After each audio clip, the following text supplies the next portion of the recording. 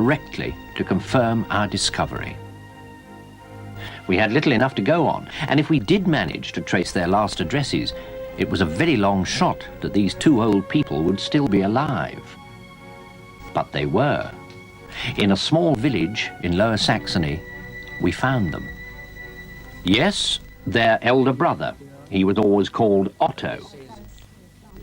What was he like? He was a very self-willed, intelligent boy. Very self-willed. Otto, eigentümlicher. He was a strange, peculiar boy. He lived in his own world and so on. No one else had room in his world. He never even played with anyone. He was a loner. He browsed through our books. We had quite a few books, and he studied them all. He was, it seemed, an unusually clever boy. He was very good at school, and so he was going to become a priest. The town of Svibodzin was going to pay for his studies, but our parents would have to pay for his board and lodging. At that, my parents said, "We can't afford it. There are 7 children, and we cannot afford that."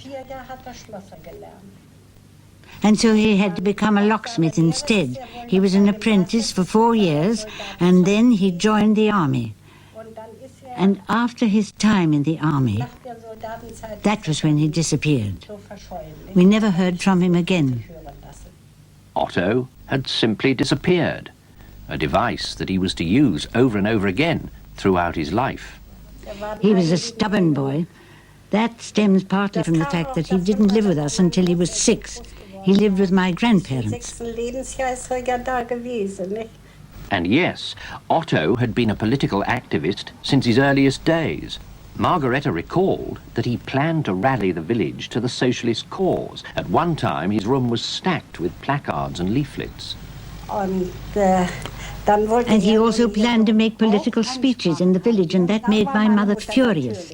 That's when he went away, angry. Well, I mean, you can see why. He'd invested a lot of work in this project, and then he doesn't have a chance to get it actually off the ground. So he was mad at them.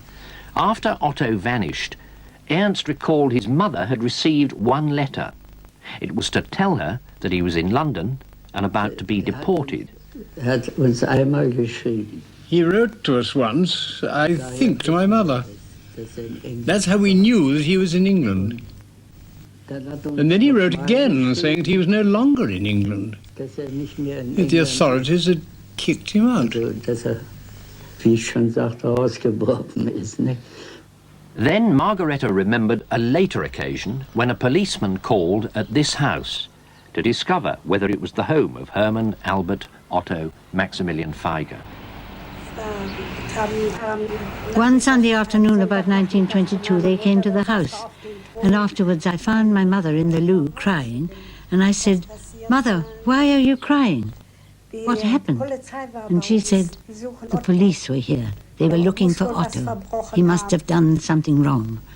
And so we said to them, "No, he was not our son." You see, they were afraid they might get into trouble over him. And since then, we've heard absolutely nothing from him.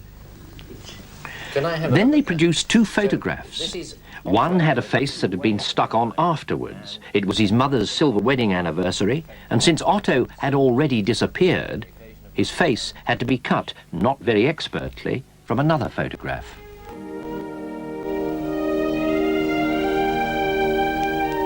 And then an earlier picture of Otto, taken at the time of his confirmation when he was about 15 years old.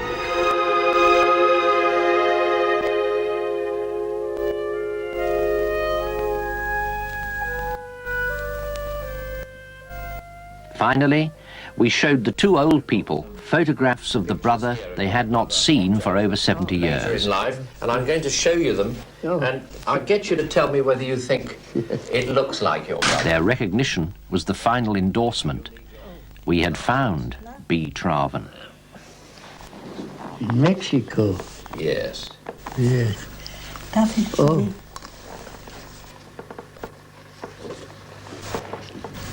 What a funny face he's pulling.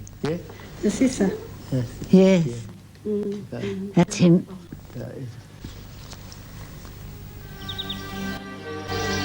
So what we found here in Saxony, where Traven's parents lie buried, confirmed it. What Traven always said was true. He had no personal claim on anyone's attention. He wasn't a president, he wasn't a millionaire, he wasn't a German prince, he wasn't even born in wedlock. His parents married after his birth. He was the son of a brick burner. All that matters about him at last is his work. He hid behind it. He vanished into it. He achieved his ambition. He became the Word. And my grandparents adored him. He was like an only child with them, well-mannered. And when my grandfather fell ill and Mother took Otto home, Otto didn't like that at all. Well, it's obvious, isn't it? One moment you are the only one, and the next you have to share with 6 others. Well, it's a bit much, isn't it? He never felt at home with us.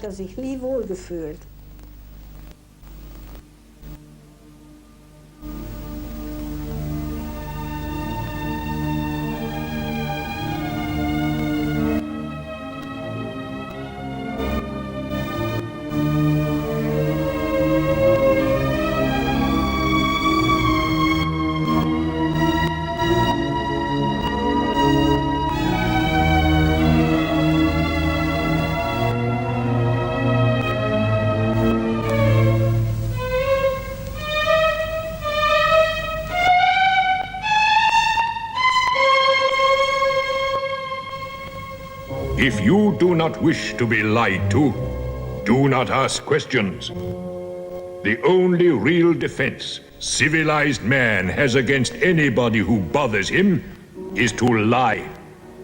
There would be no lies if there were no questions.